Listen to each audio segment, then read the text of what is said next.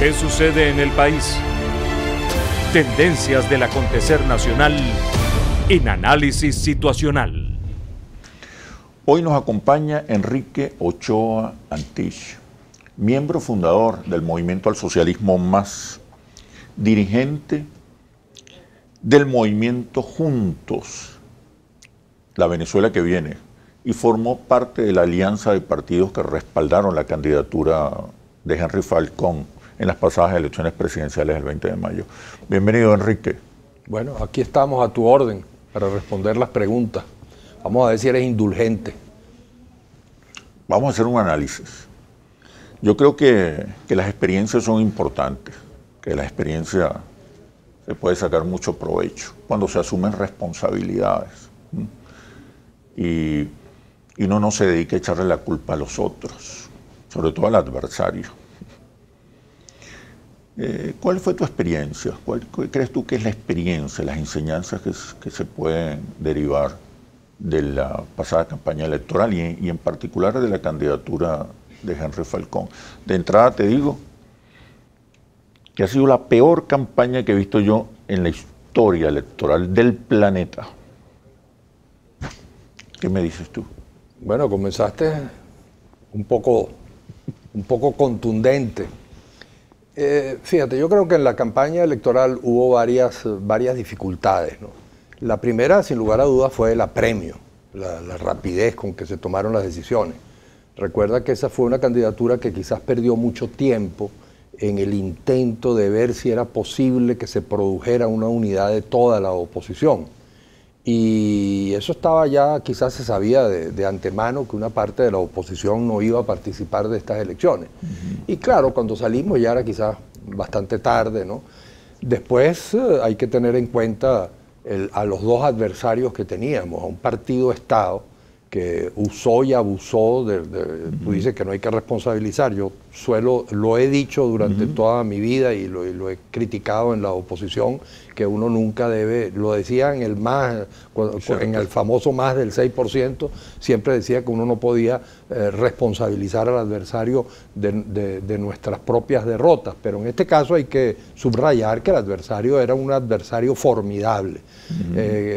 Ya quizás no es el fenómeno popular que fue con Chávez, pero todavía tiene un respaldo popular importante. Pero además tiene esa formación que yo llamo partido Estado, que es sencillamente pues, un partido adueñado de todas las instituciones del poder.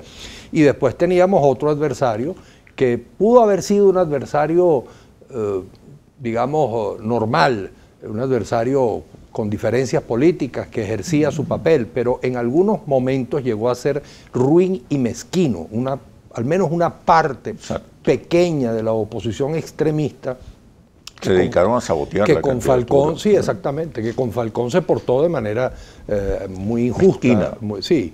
Y pues además la prédica abstencionista, que yo divido la abstención en dos, ¿no? La abstención militante y la abstención espontánea, silvestre, que está basada más en el desencanto, que es perfectamente comprensible, en el desencanto en general con los políticos, con la acción política y en particular con la oposición.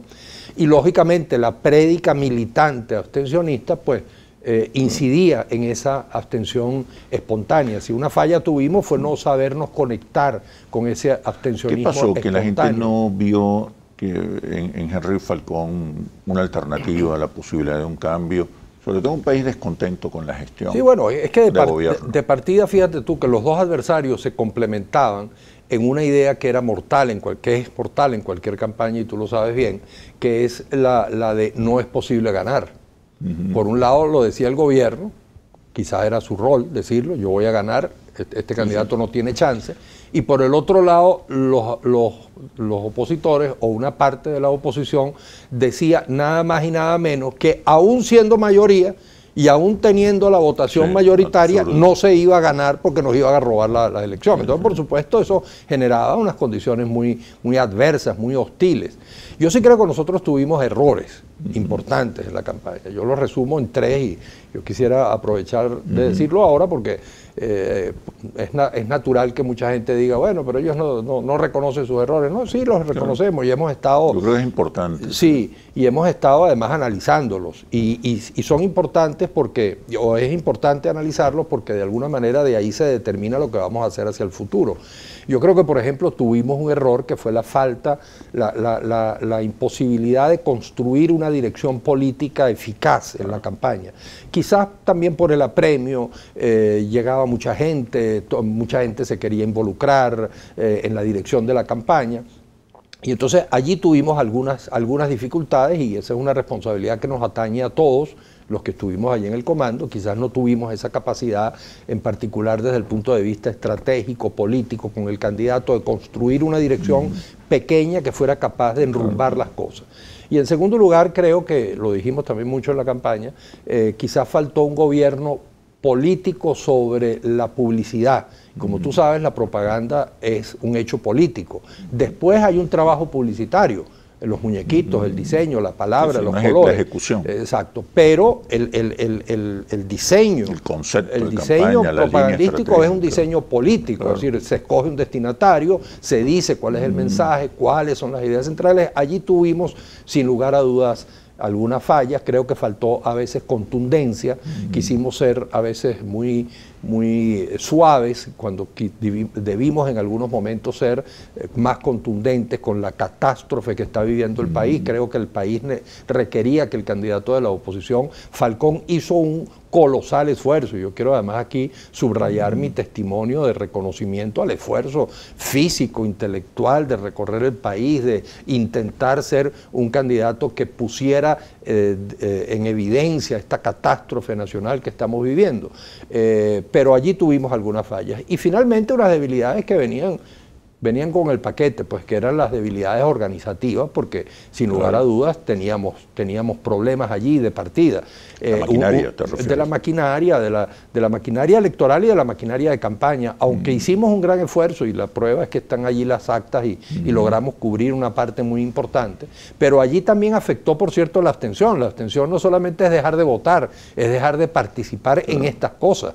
Fíjate que cuando el tema de la Asamblea Nacional Constituyente, cuando la oposición decidió dejar de votar, a mi modo de ver de manera equivocada, y yo siempre les decía, bueno, dejen de votar, pero participen en las mesas electorales. Nadie les dice que no pueden participar o busquen la manera de estar allí. De modo que allí creo que nosotros tuvimos algunas deficiencias que también tuvieron sus resultados. Pero sobre todo el tema de no saber interpretar suficientemente al abstencionista desencantado. Y bueno, ahora para adelante, ahora tenemos el desafío de construir lo que queríamos hacer en la campaña, ahora nos toca hacerlo. Vamos a hablar del futuro cercano, pero cuando regresemos de los comerciales. ¿Cómo no? Ya venimos. ¿Qué sucede en el país? Tendencias del acontecer nacional en Análisis Situacional. ¿Qué sucede en el país? Tendencias del acontecer nacional en Análisis Situacional. Bueno, Enrique, ahora hablemos del futuro cercano. ¿Qué va a pasar con esta alianza electoral que respaldó a Henry Falcón? Sí, el desafío es convertir una alianza electoral en una alianza política perdurable. Desde el año 2014 algunos hemos estado planteando la necesidad de reconocer en la oposición que hay dos visiones. Una extremista, radical, que considera que la salida es no electoral. No sé si insurreccional, pero en todo caso no electoral, es lo que les he escuchado decir. María Corina Machado incluso sí ha llegado a decir la salida es por la fuerza y todo lo demás. Y una visión que es, vamos a llamarla moderada, no me gusta mucho la expresión, pero es democrática, es la ruta democrática, que tiene básicamente 4 valores. El voto, como instrumento popular, democrático, de lucha popular, importante para producir los cambios políticos. La paz, el rechazo a todo camino violento, el respaldo a las protestas, en particular las protestas sociales pacíficas, pero el rechazo, tomar distancia siempre y de inmediato respecto de cualquier protesta que genere violencia, que no conduce a nada y más bien ayuda a las minorías del poder generalmente.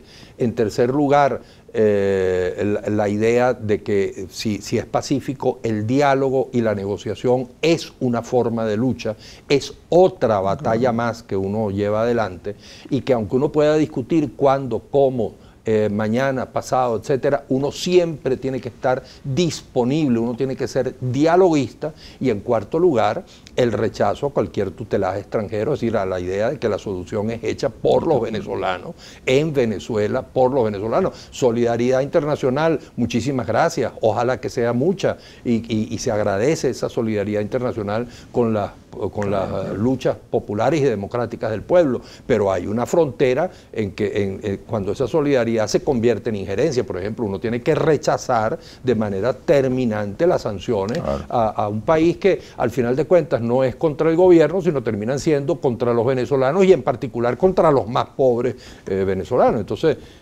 creo que contra la soberanía. Sí, creo que esos valores. Entonces, a partir de allí, creo que tenemos la obligación de construir una nueva referencia que establezca una coordinación. ¿Ah? ¿Qué falta para construir? Bueno, primero faltaba la decisión. Ese deslinde, que desde el 14 lo hemos estado proponiendo, como te digo, se produjo ahora por la vía de los hechos, pues, y quizás de una manera un poco más traumática de lo que uno habría pensado. En el año 14 algunos planteamos, cercanos todavía a la MUD, planteábamos que el deslinde fuera civilizado, que estableciéramos una relación, una ruptura civilizada. Que cada quien asumiera su propia estrategia. Sí, en ese momento Primero Justicia, Acción Democrática estaban de acuerdo con producir ese deslinde. Era el año de las guarimbas inútiles del año 2014. En este momento yo creo que ya está tomada una decisión. Creo que existe esta referencia, que independientemente de la cantidad de votos, obtuvimos una presencia importante en la sociedad venezolana. Yo creo que un candidato obtenga 2 millones de votos significa un comienzo, una base importantísima para cualquier proyecto. Y hay un centro político que en este momento está cercano al 50% de los venezolanos. Exactamente, y que pueda además... depende muchísimo de que se presente con un perfil muy claro, que no se diluya, porque en el medio de estas dos oposiciones que te digo, extremistas y moderadas o democráticas, hay una oposición que yo a veces la llamo el grupo merengue, que es un pasito para allá y un pasito para acá, ¿no? Entonces, cuando hay elecciones, empiezan a discutir si van o no van a las elecciones. No, nosotros tenemos eso claro, nosotros queremos ser coherentes, no somos una oposición que va al diálogo, se levanta, regresa, mañana sí, pero pasado quién sabe. No, nosotros tenemos una visión clara sobre qué es lo que queremos hacer. Creo que si el país empieza a percibir una referencia con claridad, sin ambigüedades, que incluso puede a veces hasta pagar el costo político que haya que pagar para defender siempre unos postulados que se tienen, y ahorita quizás pagamos un costo por defender la idea de que teníamos que participar. Tenemos la confianza de que muchos de los abstencionistas van a comenzar a ser abstencionistas arrepentidos, como ocurrió en el año 2005. En la medida en que se fue tomando distancia del 2005, todo el mundo comenzó a decir cometimos un error. En estudios muy recientes de Interlace, por lo menos 2 de cada 3 venezolanos considera incorrecta la decisión de abstenerse. Ahora, esa es una de no participar en estas elecciones. Y esa es una 2 de cada 3. Y esa es una crítica que se tiene que hacer el pueblo venezolano a sí mismo, porque no es verdad, como le dicen a uno a veces, que es solamente una dirigencia política. Claro que sí, y eso es un error prácticamente suicida de una dirección política, sin lugar a dudas. Pero el pueblo venezolano, porque a veces a uno le dicen, mira, pues si fue el pueblo venezolano el que decidió abstenerse, tú no puedes criticarlo. No, el pueblo venezolano se ha equivocado muchísimas veces. A mi modo de ver, se equivocó con la segunda presidencia de Carlos Andrés, se equivocó con la segunda presidencia de Caldera, a mi modo de ver se equivocó eligiendo a Chávez. Y creo que el pueblo venezolano tiene que reconocer sus errores y mirarse autocríticamente, ¿no?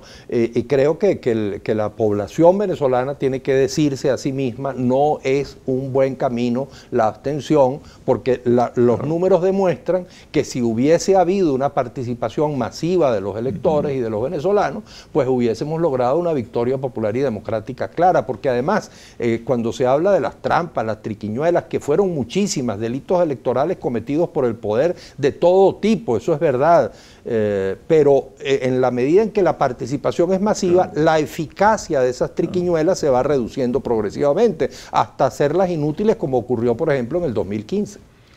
La lucha política es una lucha simbólica, es casi una batalla lingüística. Los símbolos, los relatos, tú sabes que son determinantes, fundamentales.